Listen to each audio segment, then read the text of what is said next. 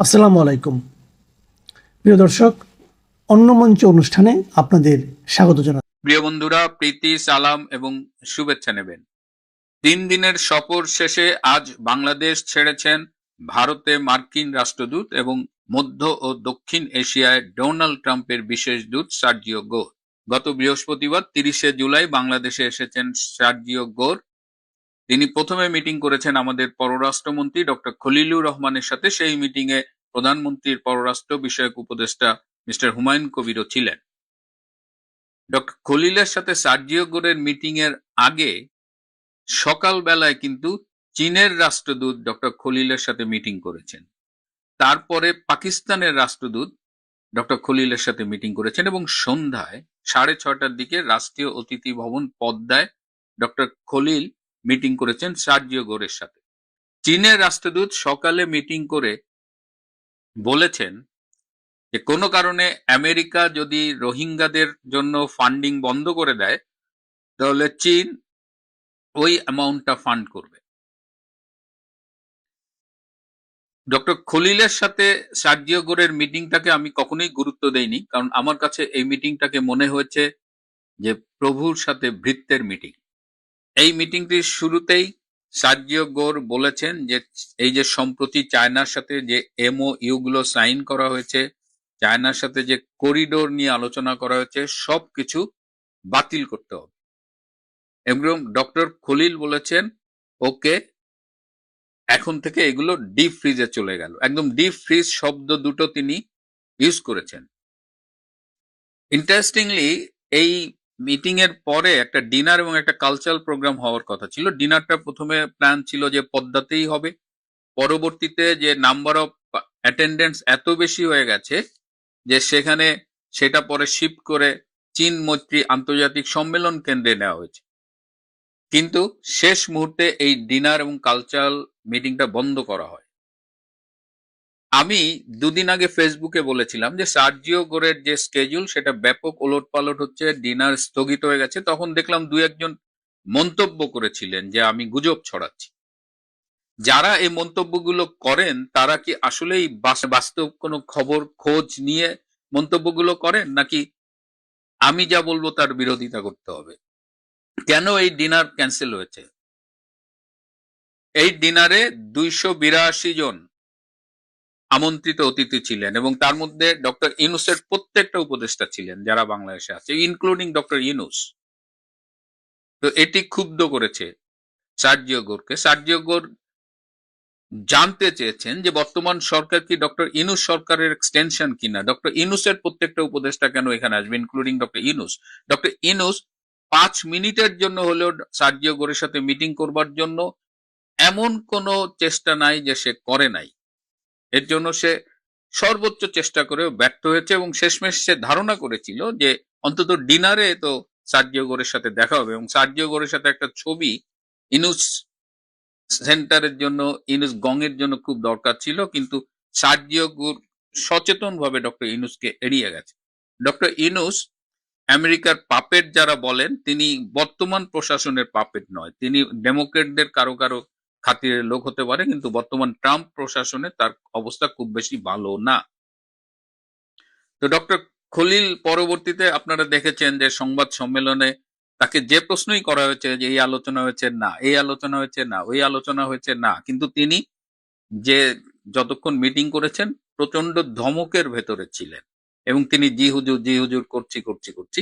এবং সেখানে হুমায়ুন কবির বলেছেন যে সেখানে আওয়ামী লীগ নিয়ে আলোচনা হয়নি, আওয়ামী লীগ নাকি অপ্রাসঙ্গিক। ওই মিটিং এ কি আওয়ামী লীগ নিয়ে আসলে আলোচনা হবার কথা? ডক্টর খলিল কিংবা হুমায়ুন কবির এরা কারা? আওয়ামী লীগের রাজনৈতিক নিষেধাজ্ঞা থাকবে কিনা কার্যক্রমের উপরে সেই সিদ্ধান্ত দেবার ক্ষমতা কি খলিল বা হুমায়ুন কবিরের আছে? সার্জিও গোরের কি এই বোধটুকু নেই যে এখানে আলোচনাগুলো হয় না? আওয়ামী লীগের সাবের হোসেন চৌধুরীর সাথে সার্জিও গোরের মিটিং হয়েছে রেডিসন ব্লুতে, গতকাল মিটিং হয়েছে এবং মিটিং এর পর সাবের হোসেন চৌধুরী রাতটা ওই হোটেলেই কাটিয়েছেন। আওয়ামী লীগের সাথে যেন সার্জিও গোর মিটিং না করতে পারেন এর জন্য সরকারের পক্ষ থেকে একটা আপ্রাণ চেষ্টা ছিল, কিন্তু সেই চেষ্টা ব্যর্থ হয়েছে। সাবের হোসেন চৌধুরীর সাথে যে আলোচনা হয়েছে তার একটি উল্লেখযোগ্য অংশ হলো সাবের হোসেন চৌধুরী বলেছেন যে আওয়ামী লীগ মানেই শেখ হাসিনা এবং আওয়ামী লীগের সকল কর্মী নেতা সবাই শেখ হাসিনার নেতৃত্বে ঐক্যবদ্ধ এবং যে কোনো সময়ের চাইতেও বর্তমানে তৃণমূলের আওয়ামী লীগ অনেক বেশি শক্তিশালী। এই পরিস্থিতিতে শেখ হাসিনাকে বাদ দিয়ে বিকল্প কোনো আওয়ামী লীগ বা রিফাইন্ড আওয়ামী লীগ চিন্তা করাটা একটা অবাস্তব চিন্তা এবং সেটা কখনোই ফলপ্রসূ হবে না।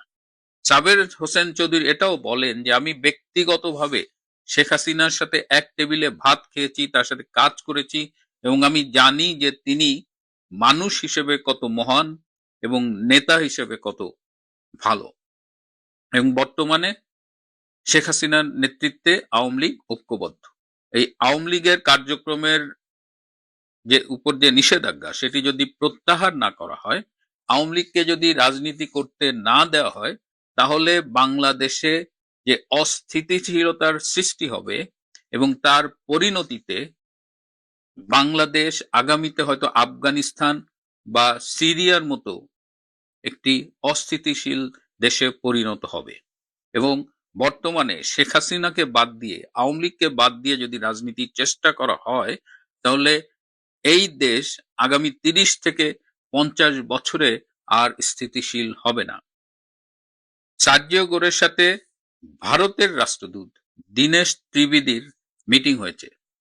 সকালে সার্জিও গোর গতকাল আমেরিকান এম্বাসিতে তিনি সাংবাদিকদের সাথে মিটিং করেছেন।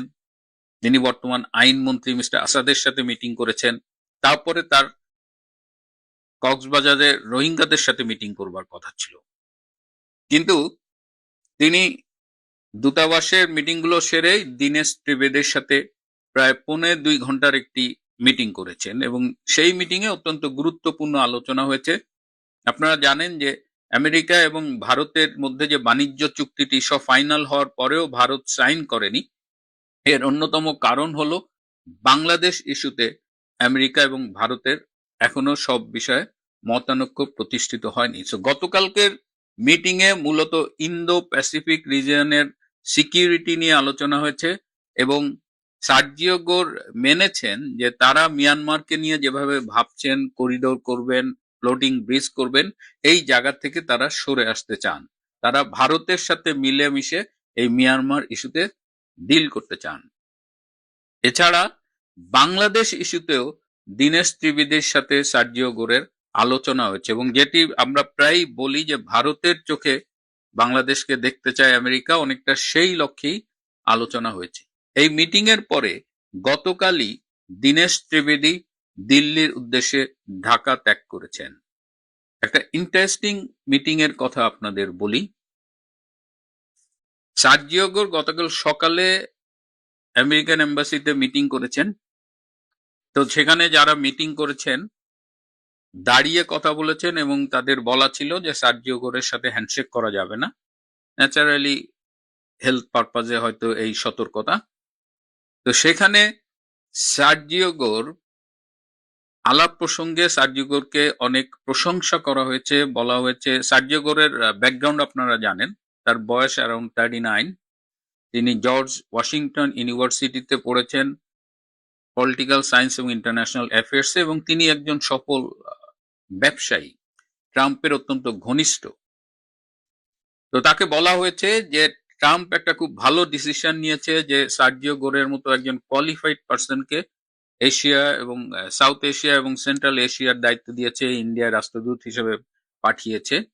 তো তাকে তিনি বলেছেন যে বর্তমানে বাংলাদেশে যে অবস্থা চলছে তাতে এখানে স্থিতিশীলতা, রাজনৈতিক স্থিতিশীলতা, সামাজিক স্থিতিশীলতা এগুলো নেই। ফলশ্রুতিতে এই অঞ্চলে বিনিয়োগ করাটা অনেকটাই ঝুঁকিপূর্ণ। এমনকি যারা অলরেডি বিনিয়োগ করেছেন তারাও কিন্তু তাদের বিনিয়োগ নিয়ে শঙ্কিত। বর্তমান বাংলাদেশে যে ২ বছর আগের 5th অগস্ট রেজিম চেঞ্জ হয়েছিল সেই প্রসঙ্গটিতেও আসে এবং সেখানে সার্জিও গোর নিজে বলেছেন যে আমেরিকা এই রেজিম চেঞ্জে জড়িত ছিল না, এটা যদি বলা হয় তাহলে সেটা সম্পূর্ণ সত্য নয়। এমনকি মাইক বেন্স ট্যাকার কালসন তারাও কিন্তু তাদের পডকাস্টে বলেছেন যে ডিপ স্টেটের ইনভলভমেন্ট ছিল, তারা প্রচুর বাজেট স্পেন্ড করেছে, বিশেষ করে 2018 থেকেই তারা শেখ হাসিনাকে ক্ষমতাচ্যুত করবার জন্য নানানভাবে চেষ্টা করেছে। তো সেটি আহ, সার্জিও গোর গতকাল তার কথায় স্বীকার করেছেন, এবং সার্জিও গোরকে বলা হয়েছে যে ইংল্যান্ডে যদি লেবার এবং কনজারভেটিভ পার্টি বা আমেরিকায় যদি ডেমোক্রেটদের বাদ দিয়ে রিপাবলিকান পার্টি বা ইন্ডিয়ায় বিজেপি যদি কংগ্রেসকে বাদ দিয়ে রাজনীতি করতে চায়, তাহলে কি সেখানে স্থিতিশীলতা থাকবে না গণতন্ত্র প্রতিষ্ঠিত হবে? সার্জিও গোর স্বীকার করেছেন যে সেক্ষেত্রে অবশ্যই গণতন্ত্র চাপের মুখে পড়বে। তখন তাকে বলা হয় যে বাংলাদেশে যে দুটো রাজনৈতিক দল আছে, আওয়ামী লীগ এবং অ্যান্টি আওয়ামী লীগ, তখন সার্জিও গোর বলেন, আবার একটু বলুন তো রাজনৈতিক দলগুলোর নাম। তখন বলা হয় যে বাংলাদেশের রাজনীতি আসলে দুই ভাগে বিভক্ত, একটা অংশ আওয়ামী লীগ আর একটা সবাই মিলে অ্যান্টি আওয়ামী লীগ। তো আওয়ামী লীগকে বাদ দিয়ে যদি বাংলাদেশে রাজনৈতিক স্থিতিশীলতার কথা ভাবা হয়, তাহলে সেটা কি আসলেই সম্ভব কিনা। এবং সেখানেও সার্জিও গোর এগ্রি করেন যে সেক্ষেত্রেও বাংলাদেশের ডেমোক্রেসি চাপের মধ্যে পড়বে, এবং এই পরিস্থিতিতে এখানে কে বিনিয়োগ করতে আসবে। এবং সার্জিও গোর মেনে নেন যে বাংলাদেশে আসলে একটা ইনক্লুসিভ পলিটিক্যাল এনভায়রনমেন্ট থাকা উচিত। এবং এই যার কথা বললাম তার সাথে কথা বলে সার্জিও গোর এতটাই প্লিজ রয়েছে যে তিনি হ্যান্ডশেক করবার জন্য হাত বাড়িয়ে দিয়েছিলেন। তখন এই লোকটি বলেছেন যে আমাদের তো হ্যান্ডশেক করতে মানা করেছে। তো তিনি তখন নিজেই হাত বাড়িয়ে হ্যান্ডশেক করে পিঠ চাপড়ে দিয়ে তার সাথে সেখানে যে দূতাবাসের অন্য কর্মকর্তা ছিলেন, একজন বাঙালি তরুণী, তাকে বলেছেন যে ওর ডিটেলস রেখে দাও, ওর সাথে আমাদের মাঝে মধ্যে যোগাযোগ করতে হবে। এই হলো সার্জিও গোরের মিটিং। সর্বশেষ তিনি প্রধানমন্ত্রী তারেক রহমানের সাথে মিটিং করেছে, 45 মিনিটের মতো মিটিং। সেখানে 20 মিনিট মোটামুটি একতরফা ভাবে সার্জিও গোর কথা বলেছেন, এবং সেই মিটিং থেকে 3টি ফোন কল করা হয়েছে। সার্জিও গোর করেছেন, একটা ফোন কল করেছেন ট্রাম্পকে, আরেকটা করেছেন পররাষ্ট্রমন্ত্রী মার্কো রুবিওকে, আরেকজন করেছেন ব্যবসায়ী, আমেরিকান ব্যবসায়ী, যিনি বাংলাদেশ আমেরিকা চেম্বারের সম্ভবত প্রেসিডেন্ট। সেখানে Tarique Rahman yes sir, yes sir, yes sir করেছেন। সুতরাং এই টোটাল সার্জিও গর, এবং পরবর্তীতে তিনি যে রোহিঙ্গাদের সাথে দেখা করতে গেছেন দীনেশ ত্রিবেদীর মিটিং এর পরে, তার যাওয়ার কথা ছিল মিলিটারি এয়ারক্রাফটে, কিন্তু শেষ মুহূর্তে তিনি মিলিটারি এয়ারক্রাফটে যাননি। তিনি স্বাচ্ছন্দ্য বোধ করেননি, এবং ইউএস বাংলার একটা প্লেন তারা চার্টার করে তারা কক্সবাজারে গিয়েছেন, এবং কক্সবাজারে সেই পেকুয়া উপজেলায় গিয়েছেন, যেখানে আহ, বর্তমানে প্রয়াত মোস্তফা মাঝির একটা হোটেল ছিল, এবং আমি আপনাদের অনেকবার এই পেকুয়া বাজারের কথা বলেছি।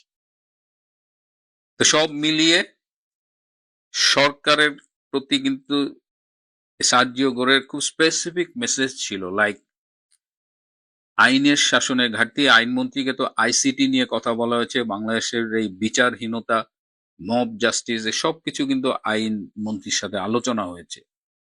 চীনের বিনিয়োগ, এই দেশে চীনের তৎপরতা, সবকিছু নিয়ে তাদের ক্ষোভ জানিয়ে গেছে, এবং খলিল কথা দিয়েছেন যে চীনের সাথে তারা এই সব এমএইউ বাতিল করবেন। এই সফরের মধ্য দিয়ে তারেক রহমানের সরকার কিন্তু ব্যাপকভাবে চাপে পড়লো, এবং আওয়ামী লীগ ও আমেরিকার সম্পর্ক যে উন্নত হচ্ছে, যেটা আমি দিল্লিতে গিয়েও শুনে এসেছিলাম, সেটি এই সফরেও কিন্তু আরো স্টাবলিশড হলো। অত্যন্ত অন্তরঙ্গ পরিবেশে তিনি সাবের হোসেন চৌধুরীর সাথে মিটিং করেছেন, সংবাদকর্মীদের সাথে মিটিং করেছেন। তিনি নিজে শুনেছেন কিভাবে কোনো দলের সাথে সম্পৃক্ত না হওয়া সত্ত্বেও সাংবাদিকরা ক্ষতিগ্রস্ত হয়েছেন, তাদের বাবাকে জেলে নেওয়া হয়েছে, তাদের ব্যবসা প্রতিষ্ঠান ভেঙে দেওয়া হয়েছে। একটি বিদেশি পত্রিকার বাংলাদেশ প্রতিনিধি, যিনি নিজেও বাংলাদেশি নন, তিনি বলেছেন যে 5ই আগস্টের পর থেকে তিনি যদি কোনো সংবাদ পাঠাতে চান, তাহলে বাংলাদেশের একটা বিশেষ জায়গার অ্যাপ্রুভাল নিয়ে তাকে সংবাদ পাঠাতে হয়। বিদেশ সার্জিও গোর বাংলাদেশের অবস্থা, তার কাছে সব রিপোর্ট ছিল, ইটস নাথিং নিউ, কিন্তু তিনি একেবারে সরে জমিনে এসে দেখে গেলেন। এছাড়াও তিনি শিক্ষাবিদদের সাথে দেখা করেছেন, সিভিল সোসাইটির সাথে কথা বলেছেন।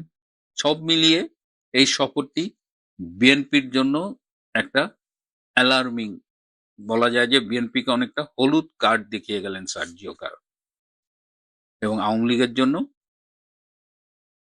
অবশ্যই সামনে ভালো দিন আসছে, সেই ইন্ডিকেশনটা কিন্তু এই সফরে তিনি দিয়ে গেছেন। প্রিয় বন্ধুরা, আজ এ পর্যন্তই। ভালো থাকবেন, সুস্থ থাকবেন। অধিক সন্ন্যাসীতে গাজন নষ্ট বলে একটা কথা আছে। এই অধিক সন্ন্যাসীতেই গাজন নষ্টের মতো নৈশভোজও নষ্ট হয়ে গেছে। কারণ সবাই নৈশভোজের খবর করছেন, কিন্তু নৈশভোজ বাতিল হলো কেন? তারপর রোহিঙ্গাদের ওখানে হেলিকপ্টারে যে প্রদর্শন করার ব্যাপারটা ছিল, সেটা বাতিল করে তিনি অন্য বিমানে সপরিষদ 12 জনকে নিয়ে তিনি ঘুরে এলেন। সার্জিও গোরের কথা বলছি। অথবা দীনেশ ত্রিবেদীর সঙ্গে 1 ঘন্টা 40 মিনিটের যুদ্ধদার বৈঠক কেন? বা তারেক রহমানের সঙ্গে কি কথাবার্তা হলো এবং তারেক রহমান কি বললেন? এবং ভারত এবং বাংলাদেশ এবং চীনের মধ্যে যে সমঝোতাপত্র বা চুক্তি স্বাক্ষরিত হয়েছিল, তারই বা কি দশা হলো এই সার্জিও গোরের ভিজিটের পর, পুরোটাই আমি ব্যাখ্যা করব। একদম যা যা হয়েছে আমি পুরোটাই আপনাদের বলবো। দয়া করে ভিডিওটা শেষ অবধি দেখবেন, আমার অনুরোধ রইল। শুরু করছি আমি সার্জিও গোরের নৈশভোজ বাতিল। এখন নৈশভোজ কার সঙ্গে ছিল? সার্জিও গোরের সঙ্গে খলিলুর রহমানের। তার সঙ্গে খলিলুর রহমান সার্জিও গোরের যে সাঙ্গপাঙ্গ, আমি তো বলেছি যে ক্লোজ ডোর মিটিং মানেই সেটা একজন থাকবে তার কোনো মানে নেই। 12 জন, তার সেক্রেটারি ফেক্রেটারি সব মিলে 12 জন উপস্থিত। ওদিকে আমাদের খলিলুর রহমান তিনি কি করেছেন? তিনি বিএনপি থেকে, এনসিপি থেকে, ইউনূসের দলের লোক, তারপর এলি তেলি গাঙ্গুরাম, যাকে পেরেছেন তাকে নেমন্তন্ন করে নৈশভোজে ডেকে পাঠিয়েছেন। যে আমার কত হ্যাডম দেখো, আমি তোমাদের মার্কিন রাষ্ট্রদূতের সঙ্গে আমি তোমাদের বসিয়ে দিচ্ছি। এখন মার্কিন রাষ্ট্রদূত তো মার্কিন রাষ্ট্রদূত, মার্কিন নীতি অনুযায়ী চলেন। তিনি প্রথম এই দৃশ্য দেখে খলিলুর রহমানকে একান্তে ডেকে নিয়ে গিয়ে বলেন যে নৈশভোজটা হচ্ছে আপনার সঙ্গে, আপনার পরিবার বা আপনার দল, আপনার সমর্থক, আপনার দেশের লোকের সঙ্গে কিন্তু আমার বৈঠক নয়। 1 to 1 বৈঠক মানে আপনার বিদেশি বিদেশ মন্ত্রকের যে সমস্ত প্রতিনিধি আছে তারা থাকবেন, আমার বিদেশ মন্ত্রকের প্রতিনিধি যারা রয়েছেন তারা থাকবেন। এর বাইরে কারোতে থাকার কথা নয়। ঠিক আছে, চলুন আগে আমরা বৈঠকটা শেষ করে নিই বলে একটা আলাদা কামরায় নিজেরা চলে যান 12 জন প্রতিনিধি সহ। আর ওই যে আপনার একজন উপদেষ্টা আছে না, তাই কিন্তু ঢুকতে দেওয়া হয়নি, এটাও শুনে রাখুন। তা সেখানে আমি যা যা বলেছিলাম, যে যে প্রশ্নগুলো উত্থাপিত হবে, ঠিক সেই প্রশ্নগুলোই উত্থাপিত হয়েছে। চীনের সঙ্গে চুক্তি, তুর্কির সঙ্গে চুক্তি, এখানে ড্রোন কারখানা, অস্ত্র কারখানা, চীনকে মংলা ভোট দেওয়া, চীনের রাষ্ট্রদূতের সঙ্গে গোপনে দহরম মহরম, তারপরেতে এই আরাকান মানবিক করিডোর, সেটা ব্যাপারে ব্যবস্থা না নিয়ে উনি চীনের করিডোর নিয়ে ওনারা পড়েছেন। এ বিস্তর ঝাড় খেয়েছে।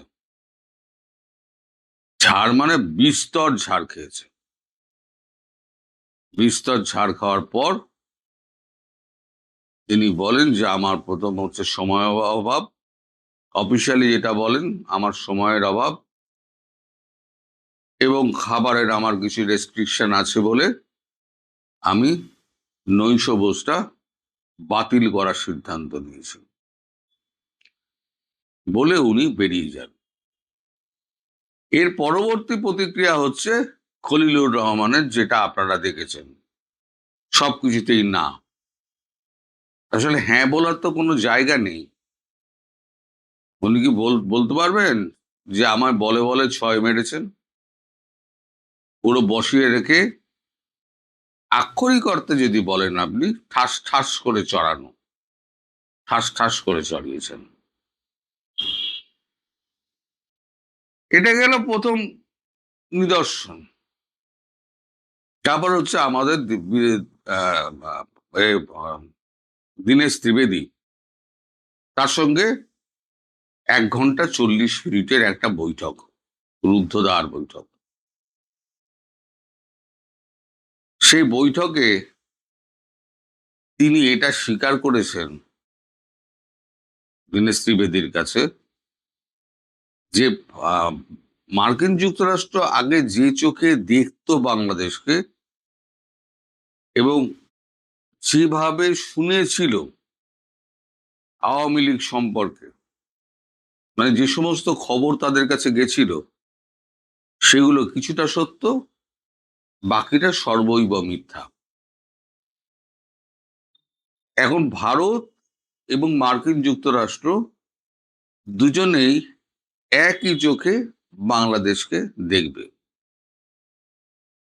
আপনাকে যে এখানে বসানো, আপনাকে মন্ত্রী পদমর্যাদায় নিয়ে এই উন্নীত করা, এই জন্য আপনাকে আমি অভিবাদন জানাচ্ছি, কনগ্রাচুলেশন। আপনার এই উন্নতি আরো দীর্ঘায়িত হোক এবং ক্যাবিনেট মন্ত্রী থেকে আপনি আরো উপরে যান, আমাদের সঙ্গে কাজ করতে সুবিধা হবে। এবং দীনেশ ত্রিবেদী খুব কোলাবেলা লোক। দীনেশ ত্রিবেদী গভীরভাবে আপ্যায়ন করেন। যেটা 40 মিনিটের মিটিং ছিল সেটা 1 ঘন্টা 40 মিনিট হয়ে গেল, অথচ নৈশভোজ ওদিকে বাতিল হয়ে গেল। এবার এরই মাঝখানে যখন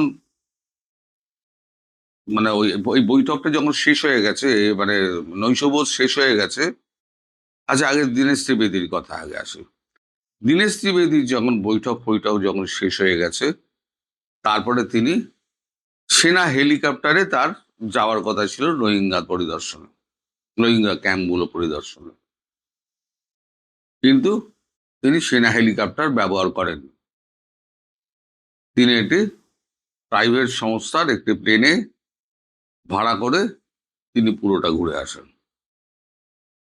ঘুরে এসে তারপর আজকে সকালবেলা তারেক রহমানের সঙ্গে বৈঠক করেন।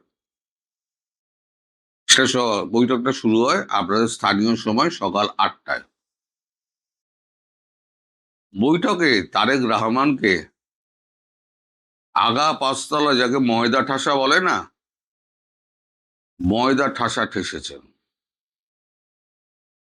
এবং আমি বলেছিলাম সঙ্গে পুরো চুক্তির দস্তাবেজ নিয়ে যাবেন, এবং প্রকৃত অর্থে কিন্তু চুক্তির দস্তাবেজ নিয়ে গেছিলেন।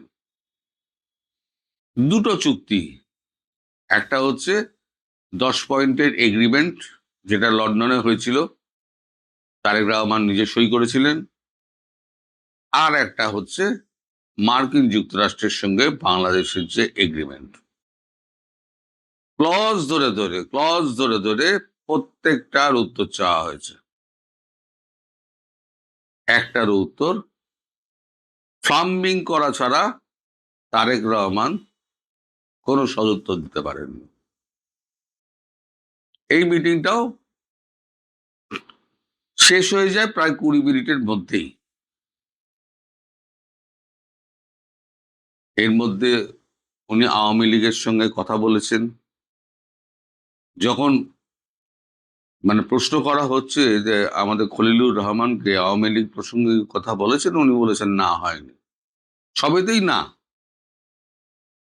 তার কি চা বিস্কুট খাওয়ার জন্য ওইখানে আলোচনা হয়েছে? যে সময় উনি বলছেন যে না, হয়নি, সেই সময় কিন্তু আওয়ামী লীগ নেতাদের সঙ্গে তার কথাবার্তা চলছে। বিপরীতমুখী দুটি খবর। একদিকে দেশের পররাষ্ট্রমন্ত্রী তিনি দাঁড়িয়ে বলছেন আওয়ামী লীগের সঙ্গে কোনো কথাবার্তা হয়েছে কিনা আমি জানি না। আর অন্যদিকে সেই সময়ই, ঘড়ি সময় ধরে সেই সময়ে কিন্তু আবার ওদিকে আওয়ামী লীগের সঙ্গে তার কথাবার্তা হচ্ছে। বিএনপি টিএনপি কারোর সঙ্গে তার কোনো কথাবার্তা কিছু হয়নি। তারেক রহমানের সঙ্গে মিটিং এর পর তিনি সোজা ফিরে আসেন হোটেলে। হোটেল থেকে কিছুটা সময় মানে বিশ্রাম নিয়ে ব্যাগপত্র গুছিয়ে আজকেই দিল্লির উদ্দেশ্যে ঢাকা ছাড়বেন বলে ঠিক হয়েছে। সময়টা কখন আমি জানি না। ফলে আপাতত যেটা দাঁড়ালো, সার্জিও গোরের এই যে সফর, সেই সফরকে ঘিরে যে উত্তেজনার আবহাওয়া ছিল সেটাই পুরো জল ঢাললো। এবং চীনের সঙ্গে যে সমঝোতাপত্র এবং চুক্তিগুলো হয়েছিল সেগুলো সমস্ত ঠান্ডা করে ঢুকে গেল। এটা হবেই, এটা জানতেন তারেক রহমান সরকার, এবং তার জন্যে কিন্তু এই যে চীনা রাষ্ট্রদূত তিনি যে বারবার অ্যাপয়েন্টমেন্ট চাইছিলেন এবং বাংলাদেশ সরকার তার অ্যাপয়েন্টমেন্ট ফিক্স আপ করছিল না, সেটা কিন্তু এই জন্য। অর্থাৎ চীন ঠান্ডা ঘরে, ভারত এবং মার্কিন যুক্তরাষ্ট্র এক প্ল্যাটফর্মে। আমি অনেকদিন আগে আপনাদের বলেছিলাম ওভারল্যাপিং পদ্ধতিতে কাজ হবে, মনে করে দেখুন, আপনারা তো ভুলে যান। ওভারল্যাপিং পদ্ধতিতে কাজ হবে বলে একটা আমি কপি করেছিলাম বহুদিন আগে। সেই ওভারল্যাপিং পদ্ধতির কথাই কিন্তু আবার উনি বলেছেন যে আমরা একে অপরের স্বার্থ দেখে চলব। ইন্দো প্যাসিফিক নিয়ে বিস্তারিত কথা হয়েছে দীনেশ ত্রিবেদীর সঙ্গে। আমাদের এখানে তো কথাও হয়েছে, দীনেশ ত্রিবেদীর সঙ্গে কথা হয়েছে। আর এই ইন্দো প্যাসিফিক নিয়ে বিস্তর ঝাড় খেয়েছে তারেক রহমান এবং খলিলুর রহমান দুজনে। যার জন্য এখন খলিলুর রহমান এবং তারেক রহমান তাদের দেখবেন খুব বিষণ্ণ, তারা হতাশ এবং তারা বেঁকে গেছেন আর কি। এবার বুঝে গেছেন, পরিষ্কার বুঝে গেছেন মার্কিন যুক্তরাষ্ট্র হাত ছেড়ে দিল। অর্থাৎ মার্কিন যুক্তরাষ্ট্রের যে ব্যাকআপটা ছিল সেই ব্যাকআপটা মার্কিন যুক্তরাষ্ট্র তুলে নিল আর কি, সোজা কথায়। এবার তোমার রাস্তা তুমি দেখে নাও, আমরা আমাদের রাস্তা করে নেব। তাহলে আমি যে বলছিলাম না আপনাদেরকে খুব সেপ্টেম্বর অব্দি এগোবে না, তার আগেই শেখ হাসিনা বাংলাদেশে ঢুকে পড়বেন, সেই এই মিটিংটার পরে এবার কি আপনার মনে হচ্ছে না যে 7-10 দিন বাদে সরকারের কি অবস্থা হবে? এবং আমি আর একটা কথা বলেছিলাম যে শেখ হাসিনা ঢোকার 4 থেকে 6 মাসের মধ্যে সরকার পড়ে যাবে। এখন যে অবস্থা শোনা যাচ্ছে, জামায়াত এবং এনসিপি যদি পদত্যাগ করে তাহলে সরকার তো সংকটে, সরকার তো পড়ে যাবে। কি হবে এখন খুব একটা ইন্টারেস্টিং পর্যায়ে পৌঁছে গেছে। আপনারা ভবিষ্যতের দিকে তাকিয়ে থাকুন, অনেক ঘটনা ঘটবে। আমি বলেছি না, এই আগস্ট থেকে শুরু হবে, সেপ্টেম্বরের মধ্যে সব খতম, সাফ সফ হয়ে যাবে একদম। এর মধ্যে 6জন সাংবাদিককে ডাকা হয়েছিল, আমি বললাম বোধহয়, তাদের কাছ থেকে সমস্ত জানা হয়েছে যে কজন সাংবাদিককে জেলে ঢোকানো হয়েছে, কাদের কাদের বিরুদ্ধে হত্যা মামলা দেওয়া হয়েছে, মানবাধিকার ইস্যু কোথায় কোথায় লঙ্ঘিত হচ্ছে, সব তাদের কাছ থেকে জেনে নিয়েছে। আমি নাম কারোর বলবো না, আমি নামগুলো জানি কিন্তু আমি নাম বলবো না, কারণ এটা সম্পূর্ণ তাদের জীবনের ব্যাপার, তাই নাম বলাটা উচিত হবে না। তো আপাতত খবর এখানেই শেষ। কাল থেকে আবার নতুন নাটক, বিএনপি শুরু হবে, এই জামায়াত এনসিপি বনাম বিএনপি। নতুন নাটকের জন্য এবার আপনারা তৈরি থাকুন। এদিকে শেখ হাসিনাও ব্যাগপত্র গোছাচ্ছেন, তিনিও দেশে ফিরবেন, কোন পথে ফিরবেন সেটাও আমি জানি না, সেটাও পরে আপনারা দেখতে পাবেন। সবাই ভালো থাকবেন, সুস্থ থাকবেন। আজ 1 আগস্ট, ইংরেজি 2026 সাল। বাঙালি জাতির ইতিহাসের সবচেয়ে বেদনাবিধুর মাসের প্রথম দিন। 1975 সনের 15 আগস্ট নির্মমভাবে সপরিবারে হত্যা করা হয়েছিল বাঙালি জাতির ইতিহাসের আরাধ্য সাধনা, বাঙালি জাতির ইতিহাসের মহাকালের মহামানব, শ্রেষ্ঠ বাঙালি, বাঙালি জাতির জনক, স্বাধীন বাংলাদেশের স্থপতি বঙ্গবন্ধু শেখ মুজিবুর রহমানকে নানাভাবে ন্যারেটিভ তৈরি করে তার বিরুদ্ধে কুৎসা রটনার চেষ্টা করা হয়েছিল, কিন্তু এ পর্যন্ত প্রায় 200-র ঊর্ধ্বে নিবন্ধ, গবেষণাধর্মী লেখা এবং বিভিন্ন তথ্যপত্রের ভিত্তিতে যে ডকুমেন্টারি হয়েছে, তার নির্যাস হচ্ছে বঙ্গবন্ধু হত্যা কোনো ক্ষমতার থেকে সরাবার জন্য চেষ্টা নয়। এটা ছিল সুদীর্ঘ দিনের মেটিকুলাস ডিজাইনে একটি নতুন স্বাধীন সার্বভৌম রাষ্ট্র সৃষ্টি হওয়ার যে বিপ্লব ছিল, দীর্ঘ সংগ্রাম ছিল, যার চূড়ান্ত পরিণতিতে 1970 সনের নির্বাচনে তদানীন্তন অবিভক্ত পাকিস্তানের সকল মানুষ তাদের নেতা নির্বাচন করল। তাকে কোনোভাবেই জনগণের ম্যান্ডেটের আলোকে দায়িত্ব বুঝিয়ে না দিয়ে নির্মমতা দেখানো হচ্ছিল। তখন অনিবার্যভাবে বঙ্গবন্ধুর 7 মার্চের ঐতিহাসিক ভাষণ, 26 মার্চের আনুষ্ঠানিক স্বাধীনতার ঘোষণা এবং মহান মুক্তিযুদ্ধের মধ্য থেকে যে স্বাধীন জাতিরাষ্ট্রের অভ্যুদয় ঘটে, এই অভ্যুদয়ে যারা বিরোধিতা করেছিল দেশে এবং দেশের বাইরে, তারা সম্মিলিতভাবে সেদিনের পরাজয়ের প্রতিশোধ নিতে চেয়েছিল।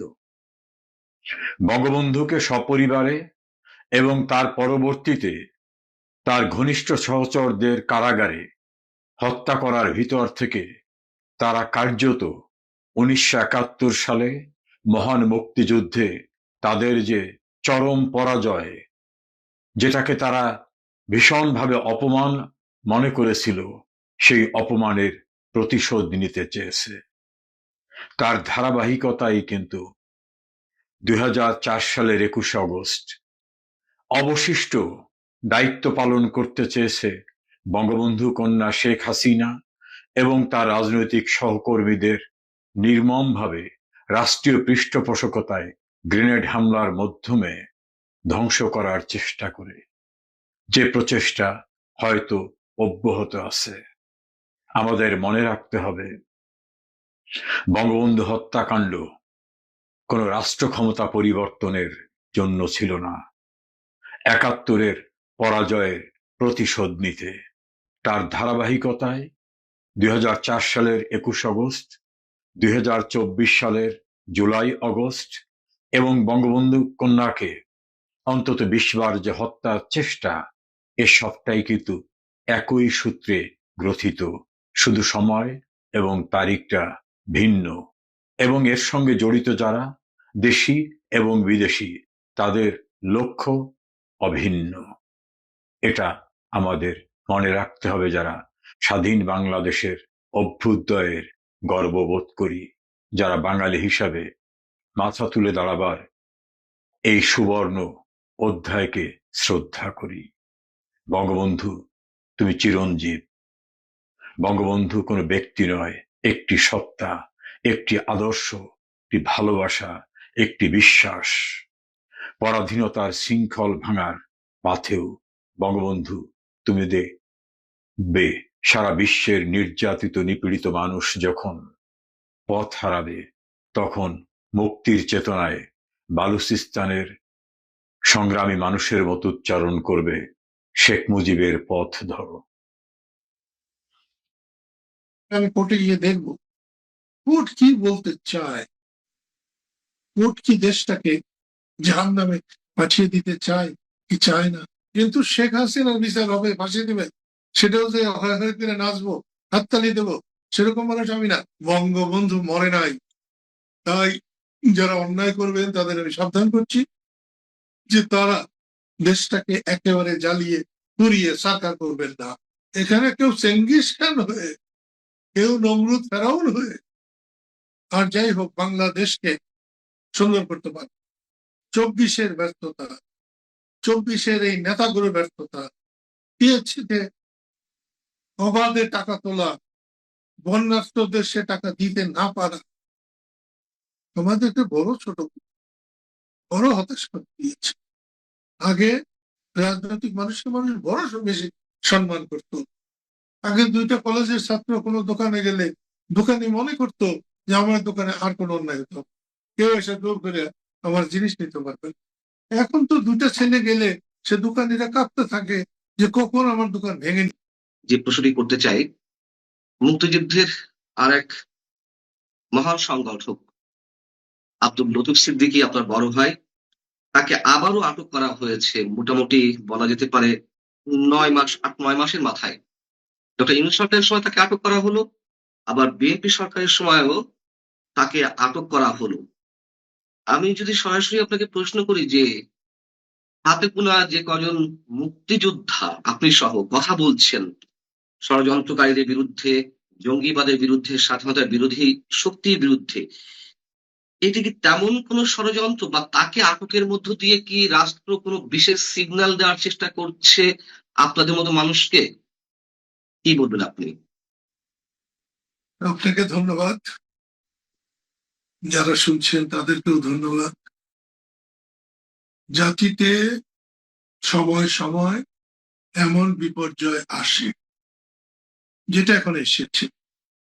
লতিফ সিদ্দিকীকে তত্ত্বাবধায়ক সরকার, অন্তর্বর্তীকালীন সরকার গ্রেপ্তার করেছিল সম্পূর্ণ মিথ্যা একটি অজুহাতে। হয়তো এবার যাওয়া হবে না, আমি কোর্টে গিয়ে দেখবো কোর্ট কি বলতে চায়, কোর্ট কি দেশটাকে জাহান্নামে পাঠিয়ে দিতে চায় কি চায় না। আমার কিন্তু মনে হয়েছে 87 বছরের একজন মানুষ, আমার কথা আছে, আমি বলতে চাই, একটা মিনিট সেই আদালত অপেক্ষা করেন, তার কথা শোনেন। আদালতের প্রতি অভিযুক্তের আস্থা না থাকলে তো কোনো মতেই বিচার হতে পারে। একজন সাংবাদিক, মোটাসোটা একজন সাংবাদিক বলতেছিলেন যে এইরকম উনি কথা বলতে পারবেন না, কারণ উনি অ্যাকিউজড। যারা অভিযুক্ত তারা কেন কথা বলতে পারবে না? যত কথা আছে হঠাৎ করে এনে যদি বলেন তাও বলতে পারবেন। হ্যাঁ, বিচারের উপর, বিচার হয়ে গেলে সেটার উপর হয়তো কথা বলতে পারবেন না, এটা খুব সহজ। যখন অনেক সাংবাদিক জিজ্ঞেস করেছিলেন তাদের সিদ্দিকী, এরকম 87 বছর বয়সে লতিফ সিদ্দিকীর হাতে যে এই হ্যান্ডকাপ করালো, আপনি কি মনে করেন? আমি আর কি মনে করবো? আমি বলতে বাধ্য হয়েছিলাম যে আমাদের হাতে বহুবার হ্যান্ডকাপ করা হয়েছে। আমরা হ্যান্ডকাপকে নববধূর হাতের ভবিষ্যতের স্বপ্ন নেওয়া চুরি মনে করি, বালা মনে করি। সেটাই আমি তাকে বলেছি। আমি একদিক থেকে খুব আশান্বিত ছিলাম, কিন্তু এই কদিনের কর্মকাণ্ডে সত্যিই আমি ক্ষুব্ধ। আপনি বলছেন যে ষড়যন্ত্র হতে পারে, কিন্তু যদি সেটি না হয়ে থাকে, যদি প্রচ্ছন্ন বিশেষ কারো ইঙ্গিতে তিনি আটক হয়ে থাকেন, অথবা আমি যদি প্রশ্নটা এইভাবে করি যে আমরা দেখেছি ডক্টর ইউনূস সরকারের সময় মুক্তিযোদ্ধাদের গলায় জুতার মালা, বঙ্গবন্ধুর মাথায় মলমূত্র ত্যাগ করা হয়েছে বঙ্গবন্ধু ভাস্কর্যের মাথায়। আপনি সেটা নিয়ে রিঅ্যাক্ট করেছেন, প্রতিক্রিয়া জানিয়েছেন, এবং পুরো ১.৫ বছর ডক্টর ইউনূসের শাসন আমলে যা চলছিল, আ সেখান থেকে অনেকে বলেন যে খুব বেশি পরিবর্তন হয়নি। তাহলে পরিবর্তন যদি না হয়ে থাকে অথবা ষড়যন্ত্র যদি না হয়ে থাকে, আ সেটিকে আপনি কি বলবেন? এবং সেক্ষেত্রে আপনার প্রতিক্রিয়া কি হবে? ষড়যন্ত্র না হলে পাকিস্তানের বিরুদ্ধে যেমনি যুদ্ধ করেছি আন্তরিকভাবে, ঠিক তেমনি এখানে একটা জিনিস আপনাকে মানতে হবে, বুঝতে হবে। তারেক রহমানের সরকার আর অন্তর্বর্তীকালীন অধ্যাপক ইউনূসের সরকারকে আমি এক বলে ভাবি না। কদিনের মধ্যে বুঝতে পারবো যেটা ষড়যন্ত্র নয়, এটা সত্যি। আর সত্যি হলে আমাকেও নিয়ে যেতে পারে কারাগারে। কারাগারে নিয়ে কোনো শাসক কোনোদিন জয়ী হয় নাই, জয়ী হতে পারে নাই। ন্যায় বিচারের একটা আলাদা শক্তি আছে, এবং এখানে আমি মূলত লতিফ সিদ্দিকীকে এখানে এই ইস্যুর সঙ্গে বিন্দু মাত্র সম্পৃক্ত ভাবি না, দেখি না। কারণ তখন তিনি কিচেন ক্যাবিনেট ছিলেন না। আজকে ১৪-১৫ বছর তিনি আওয়ামী লীগ করেন। আজকে যারা এত বড় বড় কথা বলে, আমি সেই ৯৯ সাল থেকে শেখ হাসিনার বিরুদ্ধে বলা যায় না। শেখ হাসিনা যেসব কাজ করতেছেন আমাদের পছন্দ হয়নি, সেই কাজের বিরুদ্ধে আমি প্রতিবাদ করি, এখনো করছি। কিন্তু শেখ হাসিনার বিচার হবে, ফাঁসি দেবে, সেটাও যে হয়ে করে নাচবো, হাততালি দেবো, সেরকম মানুষ আমি না। বঙ্গবন্ধুর কন্যা শেখ হাসিনা আমার রক্ত না হতে পারে, কিন্তু আমার রাজনৈতিক সম্পর্ক। আমি এবং চাই এই ধারা যদি দেশে। জি বলুন। জি বলুন। না, যদি এ এই ধারা অব্যাহত থাকে, আজকে লতিফ সিদ্দিকীকে নেওয়া হয়েছে, কালকে যদি আপনাকে নেয়, এবং আ মুক্তিযোদ্ধারা যদি নিরাপদ না মনে করেন এই রাষ্ট্রকে, তাহলে আসলে কি হতে যাচ্ছে আর কি হবে? পরিণতিটা কি আসলে? আমি আল্লাহকে হাজের নাজের জেনে আপনাকে বলতে পারি, এ রাষ্ট্র মুক্তিযুদ্ধের রাষ্ট্র। এ দেশ বঙ্গবন্ধুর দেশ। এ দেশ আমাদের দেশ, 18 কোটি মানুষের দেশ। মুক্তিযুদ্ধ পরাজিত শক্তির দেশ এটা নয়। পাকিস্তানি পশু শক্তি আমাদের চাইতে লাখো গুণ অস্ত্রের শক্তি ছিল। ছিল না তাদের ইমানের শক্তি, ছিল না তাদের আত্মার শক্তি। আমরা সেই পাকিস্তানিদের যদি পরাজিত করতে পারি, হ্যাঁ নিশ্চয়ই, নিশ্চয়ই ৭১-এর কাদের সিদ্দিকী আর হয়তো ২০২৬, ২৭, ২৮ সালে হবেন। কিন্তু কাদের সিদ্দিকী মরে নাই, বঙ্গবন্ধু মরে নাই। তাই যারা অন্যায় করবেন তাদের আমি সাবধান করছি যে তারা দেশটাকে একেবারে জ্বালিয়ে পুড়িয়ে সাকার করবেন না। ৭১-এর পরাজিত শক্তি কোনোভাবে বাংলাদেশকে জয় করতে পারবে না, যতক্ষণ পর্যন্ত তারা এই অপকর্মের জন্য, তাদের পূর্বসূরীদের অপকর্ম জন্য একজন মুসলমান আল্লাহর কাছে যেভাবে ক্ষমা প্রার্থনা করে, আল্লাহ যদি ক্ষমা মঞ্জুর করে সেই রকম ক্ষমা প্রার্থনা করতে হবে। আল্লাহ ক্ষমা অর্জন করে যদি, দেশের মানুষ ক্ষমা অর্জন করে যদি, তাহলে হয়তো ভেবে দেখার একটা সময় আছে। তাছাড়া লাফালাফি যাই করুন, একদিনের জন্য দেশ, শত সহস্র বছরের জন্য দেশ, মুক্তিযুদ্ধের চেতনায়, বঙ্গবন্ধুর আদর্শে, মানবিক মূল্যবোধে এদেশ অবশ্যই অবশ্যই চলবে। নিশ্চয়ই আমাদের ভুল আছে, নিশ্চয়ই শেখ হাসিনার ভুল আছে। শেখ হাসিনা না হয়ে যদি বঙ্গবন্ধু হতো, তাহলে আমি দু হাত জোর করে দেশবাসীর কাছে মাপ চাইতাম, ক্ষমা চাইতাম। আমি এখনো ক্ষমা চাই, কারণ কাজ করতে গেলে ভুল হয় মানুষের, কষ্ট হয় মানুষের। সেই জন্যে রাজনীতি করলে মানুষকে প্রাধান্য দিতে হবে। আল্লাহ রসুলের পরে, মা বাবার পরে দেশের মানুষই হচ্ছে রাজনৈতিক নেতাদের জন্য, কর্মীদের জন্য সবচেয়ে বড় সম্পদ। আপনি সাম্প্রতিক একটা অনুষ্ঠানে একদিন আগে বলেছেন যে আপনার বিরোধিতা যারা করবে তাদের সবাইকে নির্মূল করে ফেলবেন, এটা তো রাষ্ট্রের পলিসি হতে পারে না। আপনি যখন দায়িত্ব পাবেন তখন তার জানমাল ও সম্মানের নিরাপত্তা দেওয়ার দায়িত্ব আপনার। এই কথাগুলো কার উদ্দেশ্যে বা কাদের উদ্দেশ্যে আপনার মন্তব্য? কথাটা কি মিথ্যে? কার উদ্দেশ্যে না, সকলের উদ্দেশ্যে, সকলের। আমার উদ্দেশ্যে যে তারেক রহমানের উদ্দেশ্যে কথা, একথা আমার খালেদা জিয়ার উদ্দেশ্য ছিল, শেখ হাসিনার উদ্দেশ্য। আপনার পরম শত্রু যিনি, আপনি যেদিন সরকারি দায়িত্ব নেবেন, নেওয়ার পরে সেই পরম শত্রুটিরও আপনি সেবক হবেন, দাস হবেন, এ কথাটা আপনাকে মনে রাখতে হবে।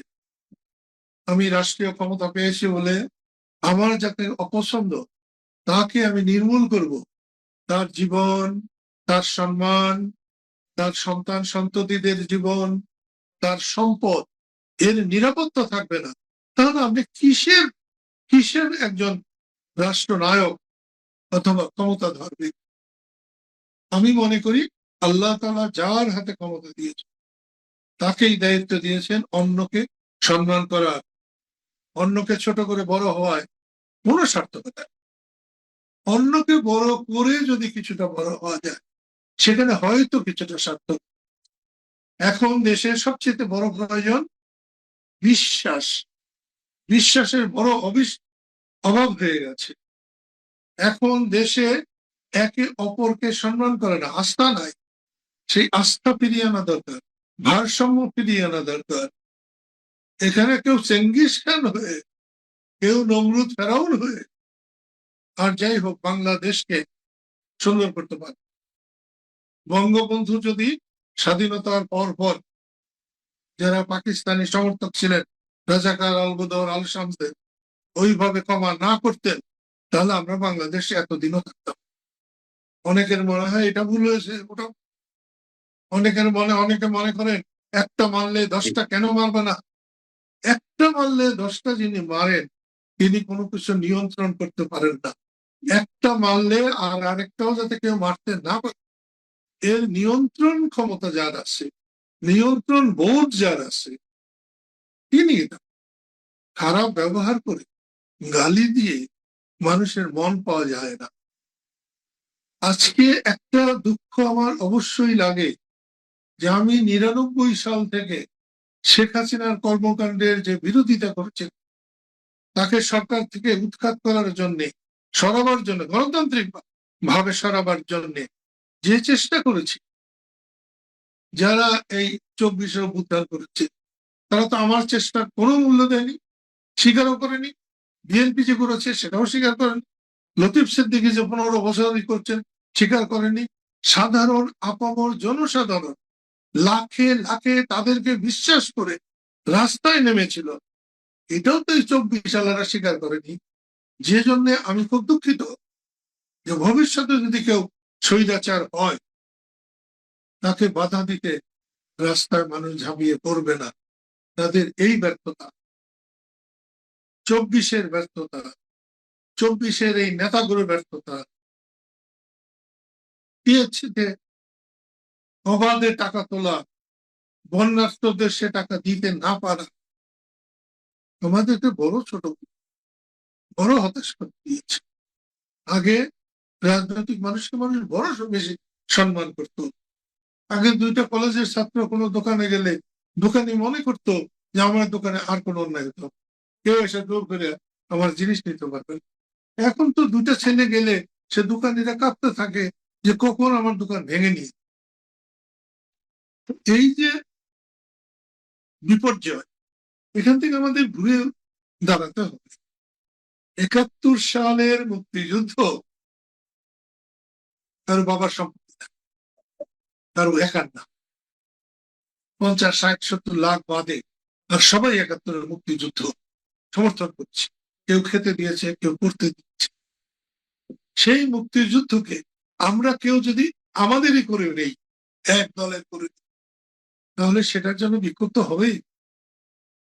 জয় বাংলা স্লোগান দিয়ে মুক্তিযুদ্ধ করেছি, সেই জয় বাংলা কারো একার ছিল না। জয় বাংলা ছিল সারা বাংলাদেশের সকল মানুষের। হ্যাঁ, রাজাকারের হয়তো ছিল, আল বদরের ছিল না, আল শামসের ছিল না, বাকিদের তো ছিল। আমরা তাও করতে দিই নাকি যে জয় বাংলা শুধু আমার না, তোমারও। আমরা অনেক ভুল করেছি, আমাদের সেখান থেকে বেরিয়ে আসা উচিত। আমি জীবনে যা ভুল করেছি সেখান থেকে সব সময় বেরিয়ে আসার চেষ্টা করেছি। আপনি জানবেন কিনা জানি না, আমি 67 সালে টাঙ্গাইলে একটা রিক্সাওয়ালাকে স্যান্ডেল দিয়ে বাড়ি দিয়েছিলাম। 4 আনার জায়গায় 6 আনা ভাড়া চেয়েছিল বলে গিয়েছিলাম চাঁদা চাইতে 5 টাকা। সে ভদ্রলোক আমাকে বলেছিল 3 টাকার বেশি সে চাঁদা দিতে পারবে না, কারণ সে ঘুষ খায় না। জানি না সে ঘুষ খেত কি খেত না, তখন এত ঘুষ ছিল, ঘুষ ছিল, এত ছিল না, এত সহজ ছিল। আমি ওই ভদ্রলোকের, আমার মেজাজ খুব খারাপ হয়েছে, মন খারাপ। আমি, অনেকেই মনে করে মুক্তিযুদ্ধ করেছি, পাকিস্তানিদের হারিয়েছি, ধররে মাররে কাটরে, এই হলো কাজ স্মৃতি। না, আমি চোখে দেখে একটা পিঁপড়াকেও পাড়া দিয়ে মারি নাই, কারণ আমার পিঁপড়ার জীবন দেওয়ার ক্ষমতা আমার নাই। তাই আমি যখন চাঁদা চেয়ে বিফল হয়ে মনে কষ্ট নিয়ে বাইরে বেরিয়েছিলাম, তখনই আমার মনে হয়েছিল আমি রিক্সাওয়ালাকে ওরকম স্যান্ডেল দিয়ে মেরে আমি অন্যায় করেছি। ওটা তো আমি ডিসির পোলাকে মারতে পারতাম, ওটা যদি এসপির পোলাকে মারতে পারতাম, ওটা যদি কোনো জমিদারের ছেলেকে মারতে পারতাম, কিংবা আইয়ুব খানের কোনো চাষা ভাইস্তাকে মারতে পারতাম, ঠিক আছে, ওটা আমার জন্য মানানসই ছিল। কিন্তু রিক্সাওয়ালার গায়ে হাত দেওয়া আমার মানানসই। আমি অনেক খোঁজাখুঁজি করে নিরালার মোড়ে সেই রিক্সাওয়ালাকে পেয়ে তার 2 পা চেপে ধরেছিলাম। রিক্সা ছুটে গিয়েছিল, যেখানে 4 আনার জায়গায় 6 আনা ভাড়া দিতে আমার বেঁধেছিল, সেইখানে রিক্সার যিনি যাত্রী ছিলেন তার হাত ভেঙেছিল, পাও ভেঙেছিল, রিক্সা ভেঙেছিল। সেই সব ঠিক করতে আমাদের তখন 70 টাকা খরচ হয়েছিল। সেটাও কিন্তু সাধারণ মানুষ আমাদেরকে দিয়ে দিয়েছে। তাই জন্য আপনাকে আমি বলছি, আর বাঁচবো কতদিন জানি না। একজন মুসলমান হিসাবে আল্লাহ ছাড়া অন্য কারো কাছে মাথা নত করে বাঁচা অন্যায়। আল্লাহ জবাব চাইবেন, আমি এই জবাব কেন দিতে যাব, কেন দিতে? আজকে আপনি আমাকে ডেকেছেন, প্রশ্ন করেছেন, খুব খুশি হয়েছে। আমার বিশ্বাস এ দেশ সোনার দেশ।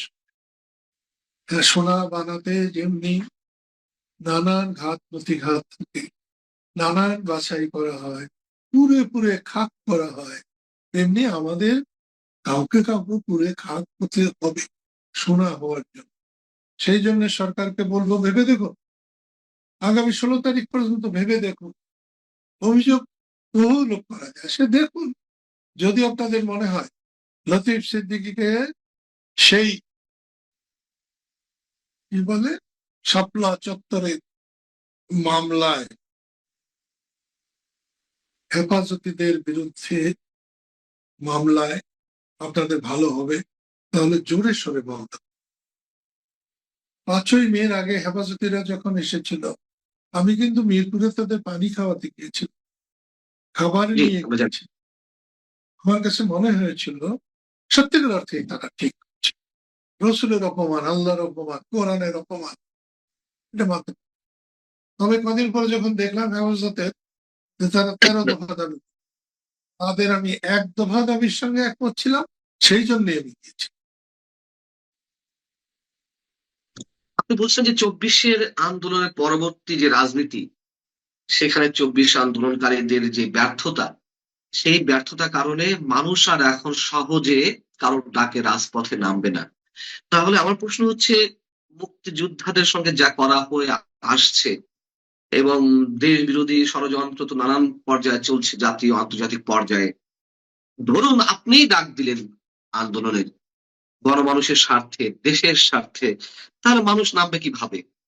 মানুষ তো বারবার মানে সিঁদুরে মেঘ দেখলে পালায়, সেই অবস্থা, ঘরপোড়া গুঁড়োর মতন।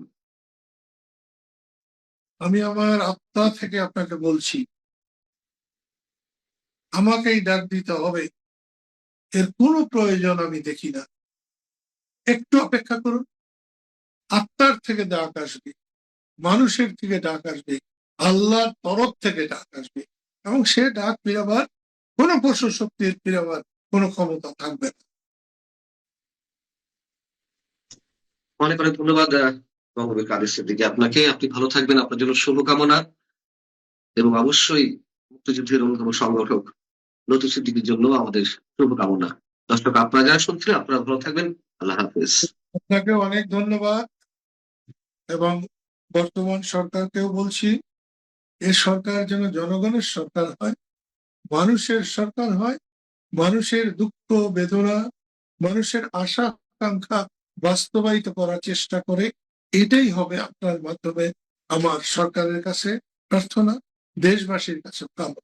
যদি খলিলুর রহমান এই কথা বলেন যে আওয়ামী লীগ নিয়ে কোনো কথা হয় নাই, ইন্দো প্যাসিফিক নিয়ে কোনো কথা হয় নাই, এইটা নিয়ে কোনো কথা হয়নি, তো ওরা 2 ঘন্টা কি করেছেন? প্রেমের আলাপ করেছেন। যদি মহিলা থাকতো তাহলে আমি স্পষ্টভাবে বলতাম যে প্রেমের আলাপ করেছেন, কিন্তু এখন পুরুষ তো এইটা বললাম না। 2 ঘন্টা কি আলাপ করেছেন? আর এই মিটিং এ যাওয়ার 2 ঘন্টা আগে ডিনারটা ক্যান্সেল করেছে। ত্রিবেদীর সাথে বাংলাদেশে বসে যে কথা হবে সেটা কি গভর্নমেন্ট, পলিটিক্স, আওয়ামী লীগ বাদে কি কথা হবে? শেখ হাসিনার সিচুয়েশন, এই জিনিসগুলি আলাপ হবে, because that is his concern. ত্রিবেদীর ওর তো এই কনসার্ন না যে এখানে আমেরিকান বেস বানাবে কি, ওই আলাপগুলি তো একটা মাচ হায়ার লেভেল হবে with the prime minister of India, with the foreign minister of India.